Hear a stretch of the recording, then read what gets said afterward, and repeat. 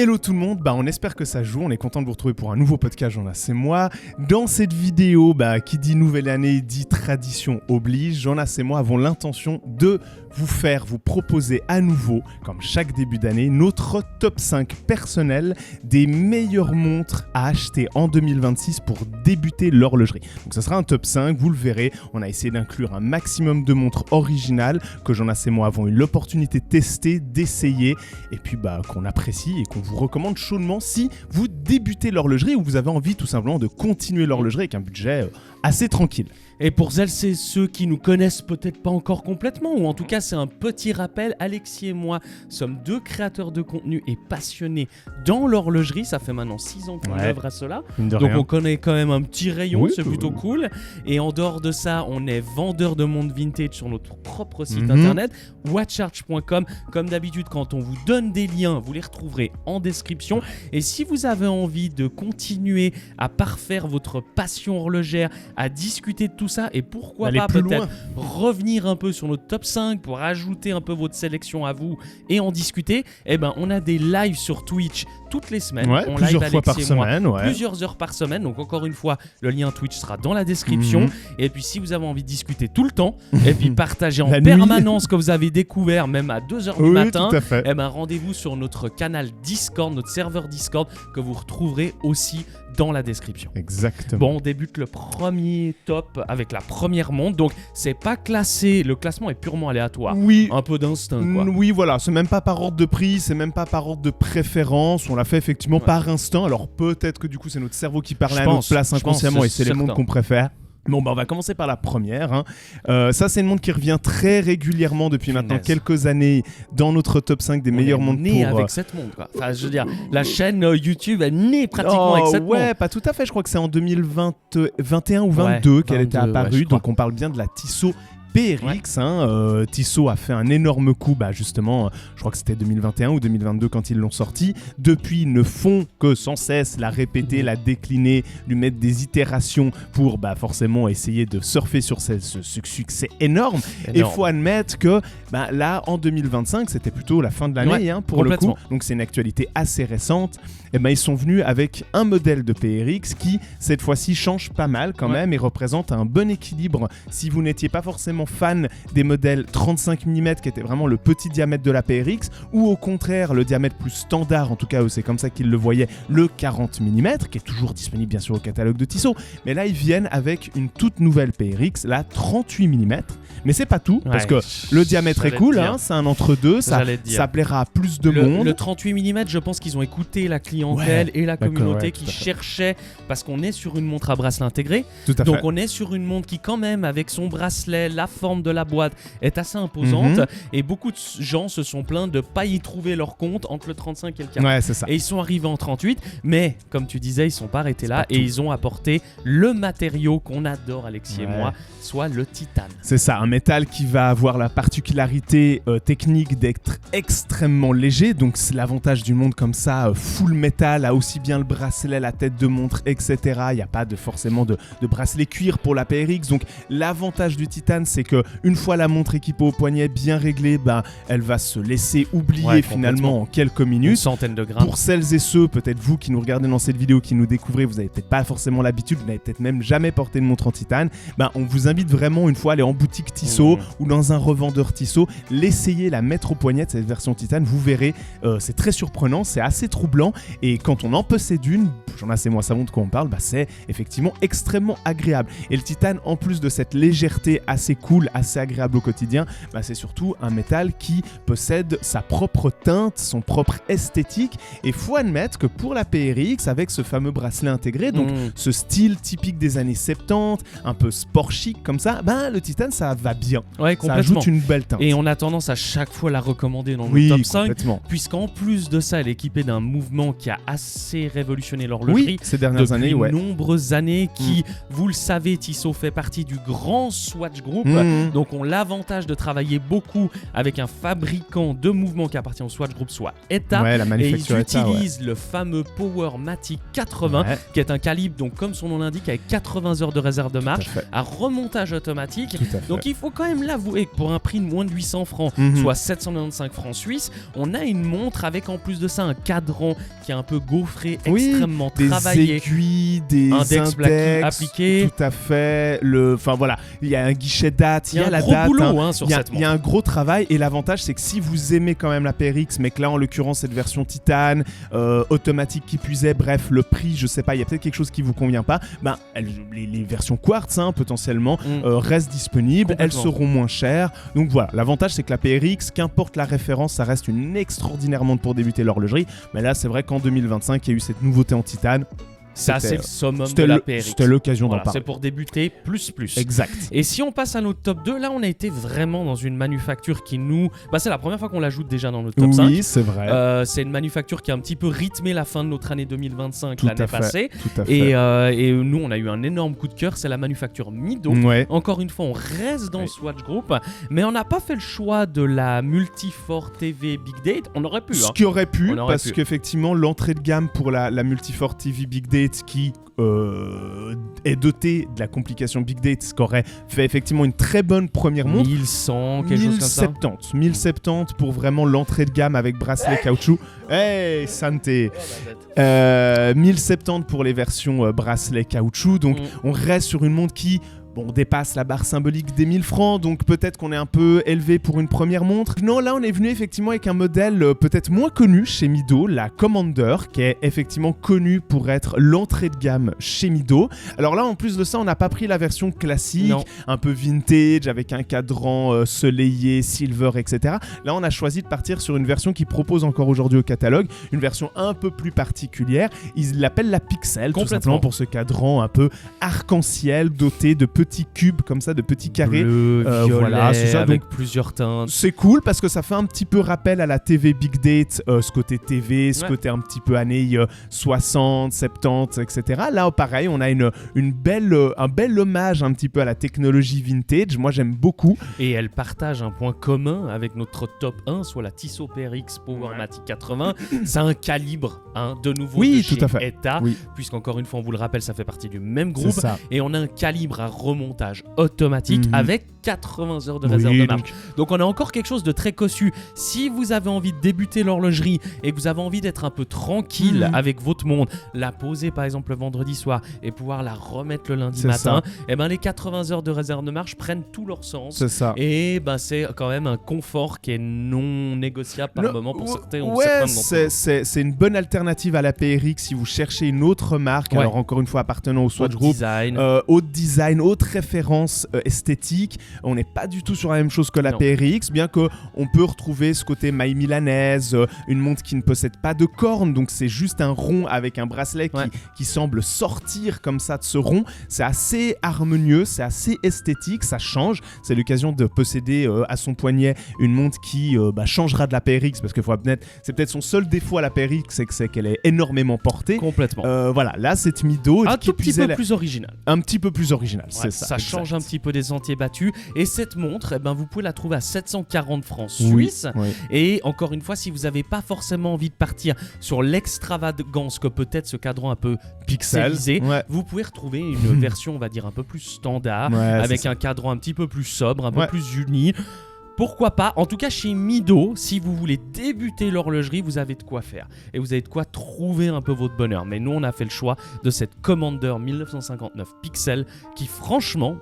J'ai bien envie d'aller la repasser au palais. Pareil, et puis elle est très cool, franchement, je pense que c'est une montre qui peut-être ne sera pas suffisamment calculée par la plupart d'entre vous, et c'est normal, parce que c'est le genre de montre auquel on atterrit un petit peu, un peu par la suite quand on a plus de culture, donc c'est pour ça qu'on se disait que dans ce top 5, elle a complètement sa place, et peut-être qu'elle vous donnera matière à réfléchir. Bon, on passe à la numéro 3. C'est une montre qui sera différente des 4 autres montres présentes. Ouais, c'est ça. C'est une catégorie, c'est presque l'univers dans l'univers. Alors là, on vous demandera d'être attentif quelques instants parce que la notion qu'on souhaite aborder, elle est pas facile. C'est pas durant cette vidéo qu'on va l'aborder. Mais c'est le à petit 100%. secret.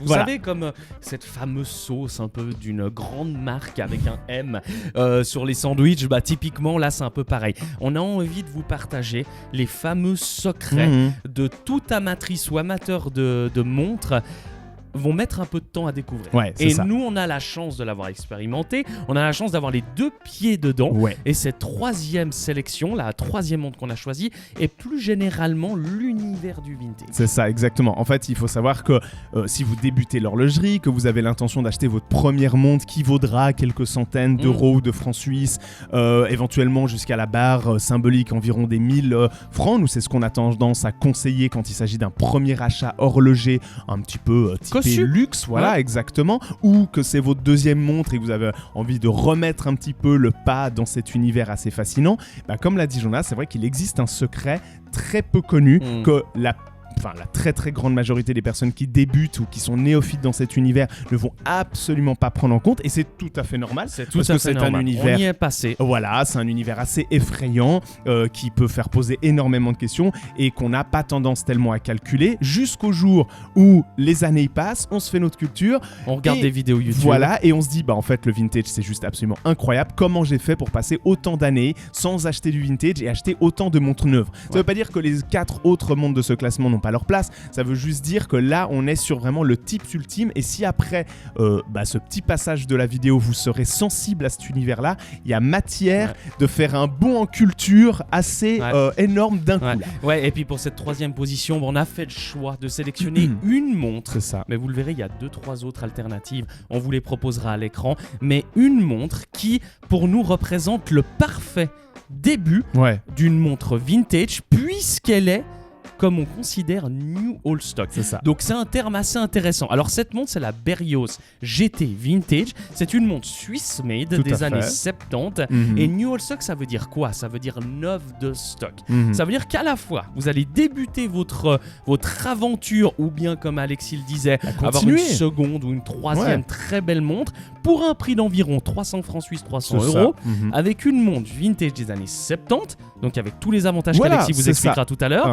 Mais aussi l'avantage d'être complètement neuve et d'avoir jamais été portée. C'est ça, exact. Comme si vous sortiez de magasin. C'est très rare. Hein. Le neuf de stock, le new old stock en bon anglais, c'est extrêmement rare. Ça veut dire qu'on a à la fois l'opportunité d'avoir une montre qui a été bel et bien fabriquée dans les années 70, en l'occurrence pour cette montre, mais ça pourrait être des années 50 ou un peu plus âgée, ou un peu plus jeune, les années 80 par exemple, mais qui n'aura jamais été à proprement portée par quelqu'un. Elle n'aura jamais été au poignet, elle n'a jamais été à la propriété de quelqu'un. C'est pas une montre qui aura un vrai vécu à proprement parler. En fait, les montres neuves de stock, c'est souvent des montres qui sont passées de boutique en boutique ou qui étaient dans le stock justement d'une boutique horlogère, une boutique suisse ou française ou allemande, peu importe. Et cette boutique a fermé pour des raisons qui lui est propre. Et il s'avère que cette montre n'aura jamais été achetée par quelqu'un, donc jamais portée, donc aucune trace d'usure. C'est une montre qui, d'un point de vue extérieur, est finalement globalement quasiment neuve, quoi. Elle ne possède aucune trace, elle a ses chanfreins, elle a sa forme, elle a ses polis complètement d'origine, complètement immaculés. Et si on vous la propose ici dans ce top 3, c'est aussi pour ça, c'est que c'est assez rassurant, parce que on se doute bien que si vous voulez débuter l'horlogerie, vous voulez partir avec une montre pour lui faire sa propre histoire quelque part. Vous n'êtes peut-être pas forcément très à l'aise de partir avec le vrai vintage, si on veut bien, c'est-à-dire une montre qui a déjà été énormément portée pendant plusieurs dizaines d'années, une montre qui a déjà un vécu et ce vécu est visible directement sur la montre. Là, vraiment, vous partez avec un peu le meilleur des deux mondes, peut-être le plus rassurant. À la fois une montre qui aura été fabriquée dans les années 70 dans le cas présent, donc qui bénéficiera de cette qualité industrielle et artisanale de l'époque, qui, on va pas vous le cacher, mais là encore une fois, on vous réserve en 2026 et très rapidement d'autres vidéos dédiées à pourquoi le vintage c'est effectivement plus qualitatif ou plus intéressant, en tout cas sur plein de points de vue, que le moderne. C'est qu'en fait les outils, les méthodes industrielles et artisanales n'étaient tout simplement pas les mêmes qu'aujourd'hui en 2025-2026. La mondialisation n'avait pas encore fait son bout de chemin pour la grande partie, donc on peut déjà vous l'assurer, cette montre-là, donc cette version Berrios, et vous en retrouverez d'autres, on en a implémentarisé 9 autres à peu près dans les mêmes prix sur notre site internet watchsearch.com, vous retrouvez le lien dans la description. Et ben cette Berrios, elle est complètement suisse-made. Ces montres-là, en plus, a l'avantage d'avoir un calibre état, un remontage automatique. Encore une fois, on vous rappelle, on vous parle de 300 balles. Donc on parlait avant d'une PRX ou d'une Mido, on est au minimum le double du prix pour la même pièce, rapport qualité-prix. Et encore, on sait que cette Berrios a été faite totalement en Suisse. Ouais, c'est ça, exactement. Donc c'est peut-être la montre dans ce top 5 aussi abstrait que ça puisse paraître pour la plupart d'entre vous. On se doute bien que c'est pas à travers cette vidéo qu'on va complètement vous rendre sensible au vintage, mais en tout cas on vous le dit et on peut en être certain de ce qu'on vous dit, c'est que c'est peut-être et certainement la montre de ce top 5 la plus intéressante d'un point de vue rapport qualité-prix.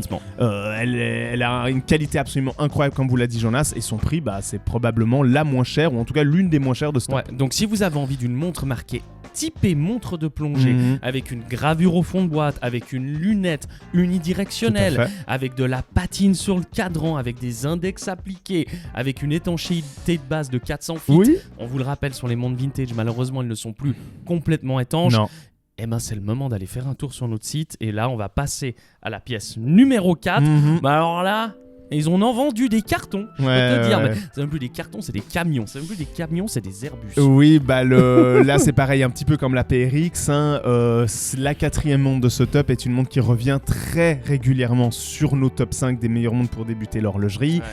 Parce que effectivement, c'est un peu un must-have en fait. C'est une montre qui va avoir tellement de qualité pour débuter l'horlogerie que franchement, c'est la montre que Swatch a créée pour ça en fait, pour séduire vous peut-être derrière votre écran qui voulez débuter par une jolie montre, une montre qui aura tout son effet au poignet, qui vous permettra d'accéder peut-être à une montre plus qualitative par la suite, peut-être une vintage dont on vient de vous parler, mais l'idée de vous l'aurez deviné peut-être, la Moon Swatch, donc ce partenariat qui commence maintenant à dater de quelques années entre Omega et Swatch, de donner un hommage finalement à la fameuse Spin Master par Omega, donc cette montre parue en 1957 qui est allée en 1969 sur la Lune, la première montre à avoir été sur la Lune, pas dans l'espace mais sur la Lune.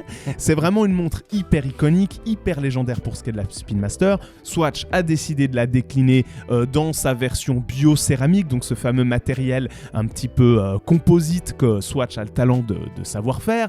On est sur une version quartz, donc on n'est pas sur une version mécanique, mais ça c'est très cool, c'est aussi ce qui lui permet d'avoir un prix absolument imbattable.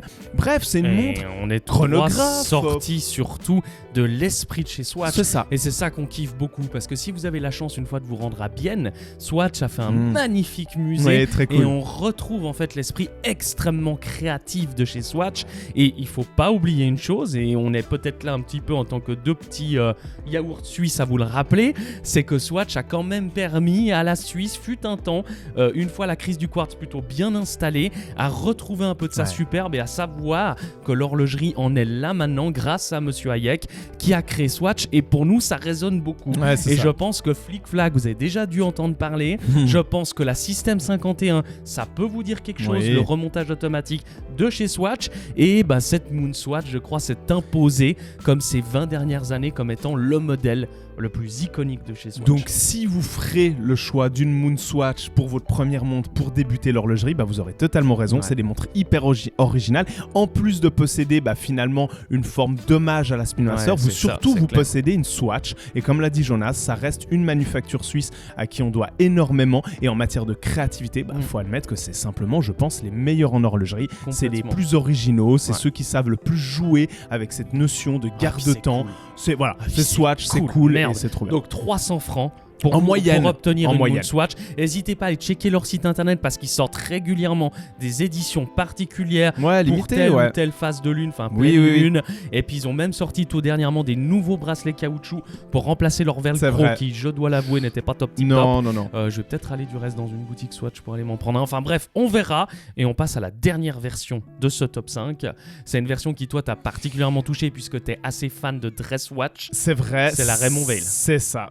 Alors Raymond Weil, Remonvelle, c'est une manufacture suisse, mais qui puis est genevoise et surtout indépendante. Nous, on la connaît bien, la manufacture Remonvelle. On a tendance à l'oublier. Hein. Ouais, on a eu l'opportunité, Jonas et moi, de travailler avec cette manufacture. C'est une manufacture petite, mais assez puissante dans son genre, avec une identité très marquée. Ils se sont fait remarquer, je crois que c'était en 2024, avec le modèle millésime, qui est venu poser un petit peu des bases en disant, Remonvelle, effectivement, est très fort aussi bien en matière de calibre, avec souvent des Celita ou des calibres ETA. Ils se servent de calibres déjà existants, mais qui retravaillent de leur côté de manière très cool. C'est une marque qui a vraiment une très très forte plus-value, beaucoup de choses ajoutées en matière de qualité et surtout en matière de design. Ils savent faire les choses, ils les font extrêmement proprement, ils sont très sérieux et franchement on a beaucoup d'admiration pour Remonvelle, on vous le dit, c'est un fait. Et en 2025, fin de l'année, en l'occurrence, ils sont venus avec un tout nouveau modèle qui est effectivement très chouette. C'est la Toccata. Elle est très cool parce que c'est rare de voir débarquer, surtout dans ce budget-là, bien que c'est effectivement la plus chère, de notre top 5. Donc on est à 1500. Voilà, on gravitera à 1525. En tout cas, c'est le prix en francs suisses qui est indiqué sur leur site internet. Mais c'est rare de voir arriver, surtout dans ces prix-là, une montre avec une telle identité Dresswatch, qui plus est une montre de forme. On est sur clairement une forme dite rectangulaire, légèrement tonneau, avec des toutes petites cornes. Ellipse, quelque part. Et elle est très très très belle, elle est très simple, très épurée. Moi, il y a un élément qui m'a tout de suite marqué, c'est qu'on arrive à une épaisseur de moins de 7 mm. Ça, c'est et ça, c'est quand même assez impressionnant pour un montage manuel. D'autant plus, on sait que des montres à moins de 1500 francs, c'est un calibre de base Celita retravaillé. Donc, c'est pas un calibre qu'ils ont en interne étudié et fait en sorte qu'il rentre dans ces moins de 7 mm. Donc le challenge est d'autant plus dur et compliqué. Et on a un affect particulier pour Remonvelle puisqu'ils habitent pas très loin de notre enfance où on s'allait toujours à l'école. Et franchement, on est très content de découvrir cette pièce-là. Et je trouve que depuis, comme tu l'évoquais, la millésime, cette nouvelle Toccata vient aussi marquer de nouveau Remonvelle sur le paysage horloger suisse, encore une nouvelle fois à la hauteur de, par exemple, on a hésité à mettre Frédéric Constant. Donc c'est un peu des manufactures que je mets un peu légèrement en compétition. Et jusqu'à présent, Remonvelle, on n'entendait plus beaucoup parler jusqu'en 2024 où la millésime est revenue, est arrivée et a donné un sacré coup de frais à la manufacture. Ouais, la Toccata, c'est un modèle très cool. Vraiment, si vous êtes à la recherche d'une Dresswatch et que votre budget vous le permet un petit peu, vous êtes prêt à dépasser quand même assez généreusement la barre symbolique des... Voilà, peut-être comme deuxième montre, comme montre élégante. Là, franchement, c'est très bien fait. Qui puise avec un fond de bois transparent. Il est beau le mouvement. Ouais, vous verrez ce beau Celita à l'arrière de votre montre, c'est quand même pas négligeable. Elle n'a pas d'aiguille, elle assume son truc, comme l'a dit Jonas. 7 mm, moins de 7 mm d'épaisseur. Elle n'a pas d'aiguille des secondes. Parce que sinon, elle a des aiguilles. Oui, alors elle n'a pas d'aiguille des secondes, elle a l'aiguille de l'heure et de la minute, ce qui la rend très sobre, des index appliqués bâton très sobre encore une fois, un cadran silver soleillé, bref une montre qui cherche pas à se faire passer pour autre chose, très sobre, très cool. Et effectivement, comme vous l'a dit Jonas, c'est vrai que on est obligé de faire une sélection, c'est un top 5, donc il y a plein de marques, plein de modèles. Je pense à Seiko, voilà, exactement. Donc on vous le fait pas part dans cette vidéo, c'est pas l'idée. En revanche, si vous allez traîner et scroller un peu sur la chaîne YouTube, vous verrez que chaque début d'année ou fin d'année, ça va dépendre des années, mais globalement entre le mois de décembre et le mois de janvier, chaque année, il devrait y avoir une vidéo de notre top 5 du moment des meilleures montres pour débuter l'horlogerie. Donc si jamais là vous êtes content, vous êtes déjà un peu rassasié avec ce top 5 et ces marques et modèles qu'on vous propose, mais que vous avez envie d'en voir plus et d'avoir plus d'arc, de cordes à votre arc pour faire votre choix, abonnez-vous et allez regarder les autres vidéos. Et n'hésitez pas à liker cette vidéo, à nous soutenir à fond, à vous rendre dans la description de cette vidéo pour checker tous les liens, et notamment si vous avez envie de vous faire plaisir avec cette belle Berio GT ou bien une autre parce qu'en l'occurrence c'est pas la seule. Stock, c'est rendez-vous sur watcharge.com et comme d'habitude, on se retrouve sur une nouvelle vidéo et n'oubliez pas, d'ici là, soyez à l'heure.